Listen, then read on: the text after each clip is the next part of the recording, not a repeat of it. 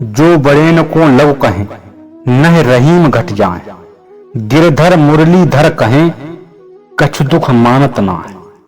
रहीम दास जी कहते हैं कि किसी भी बड़े को छोटा कहने से बड़े का बड़प्पन कम नहीं हो जाता, क्योंकि भगवान कृष्ण जिन्होंने गिरधर पर्वत को उठाया था उन्हें मुरलीधर भी कहा जाता है, तो उनकी महिमा कम नहीं होती।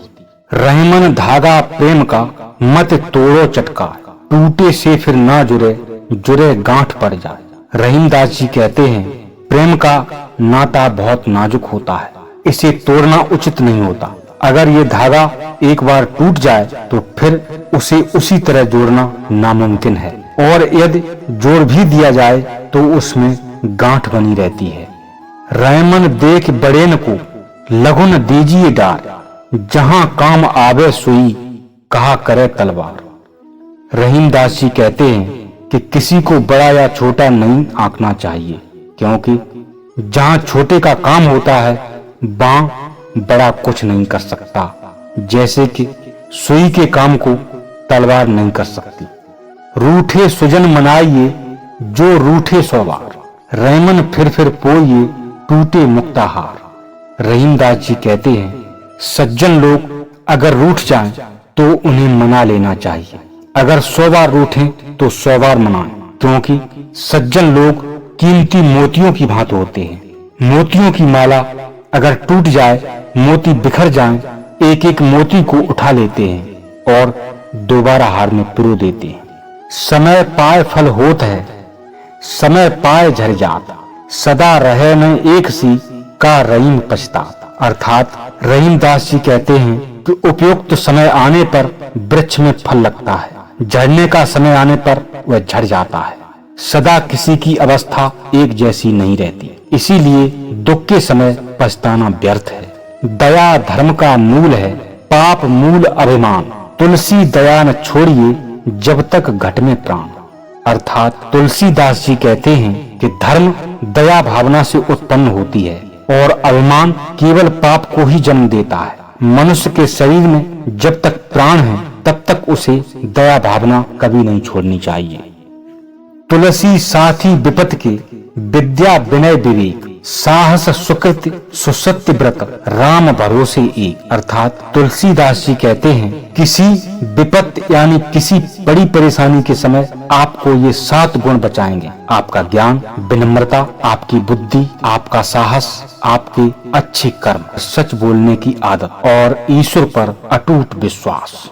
तरवर फलने खात हैं, सरवर पिए न पान, कहें रहीम पर काज हित, संपत्ति सचै सुजान। अर्थात रहीम दास जी कहते हैं कि वृक्ष कभी भी अपने फल स्वयं नहीं खाते और सरोवर अपना पानी स्वयं नहीं पीते। इसी तरह अच्छे और सज्जन व्यक्ति वो होते हैं जो दूसरों की भलाई के लिए सोचते हैं। बिगड़ी बात बने नहीं, लाख करो किनको, रहमन फाटे दूध को, मथे न माखन हो। अर्थात रहीम दास जी कहते हैं कि मनुष्य को सोच समझकर व्यवहार करना चाहिए, क्योंकि किसी कारणवश यदि बात बिगड़ जाती है तो फिर उसे बनाना कठिन होता है। जैसे यदि एक बार दूध फट गया तो लाख कोशिश करने पर भी उसे मथकर मक्खन नहीं निकाला जा सकता। बेरहीम नर धन्य है, पर उपकारी अंग, बांटन बारे को लगे जो मेहंदी को रंग। अर्थात रहीम दास जी कहते हैं कि वे लोग धन्य हैं जो हमेशा उपकार करते हैं, क्योंकि जिस प्रकार मेहंदी बांटने वाले के शरीर पर स्वतः ही मेहंदी का रंग लग जाता है, उसी तरह परोपकार करने वाले व्यक्ति का शरीर व मन भी सुशोभित हो जाता है। दुख में सुमिरन सब करें, सुख में करे न कोई, जो सुख में सुमिरन करे तो दुख काहे को हो। अर्थात रहीम दास जी कहते हैं कि दुख में तो सभी लोग ईश्वर को याद करते हैं, परंतु सुख में कोई नहीं करता। अगर सुख में भी ईश्वर को याद कर लिया जाए तो दुख होवे ही क्यों। रहमन बेनर मर चुके, जो कछु मांगन जाए, उनसे पहले बेमुए जिन मुख निकसत ना है। अर्थात रहीम दास जी कहते हैं कि जो व्यक्ति किसी से कुछ मांगने के लिए जाता है वो तो मर ही चुका है, परंतु उससे पहले वो मर चुके हैं जिनके मुख से ना निकलती है। रहमन चुप हो बैठिए, देख दिनन को फेर, जब नीके दिन आए हैं बनतन लगे है देर। अर्थात रहीमदास जी कहते हैं कि जब बुरे दिन आए तो चुप ही बैठना चाहिए, क्योंकि जब अच्छे दिन आते हैं तब बात बनते देर नहीं लगती। ऐसी बानी बोलिए मन का आपा खोए, औरन को शीतल करे और आपों शीतल हो। अर्थात अपने अंदर के अहंकार को निकालकर तथा त्याग कर हमें ऐसी बात करनी चाहिए जिसे सुनकर दूसरों को खुशी हो। गुरु गोविंद दोऊ खड़े काके लागू पाए, बलिहारी गुर आपने गोविंद दियो बता।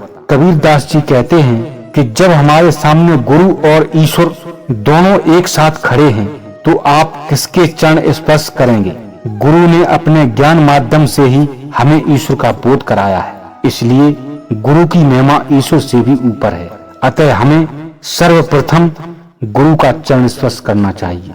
अति का भला न बोलना, अति की भली न चूप, अति का भला न बरसना और अति की भली न धूप। अर्थात कबीरदास जी कहते हैं कि अति किसी भी जगह ठीक नहीं है। न तो अधिक बोलना अच्छा है और न ही जरूरत से ज्यादा चुप रहना ठीक है। जैसे बहुत अधिक वर्षा भी अच्छी नहीं है और बहुत अधिक धूप भी अच्छी नहीं है। साधु ऐसा चाहिए जैसा सूप सुबह, सार सार को गहराए थोथा दे उड़ाए।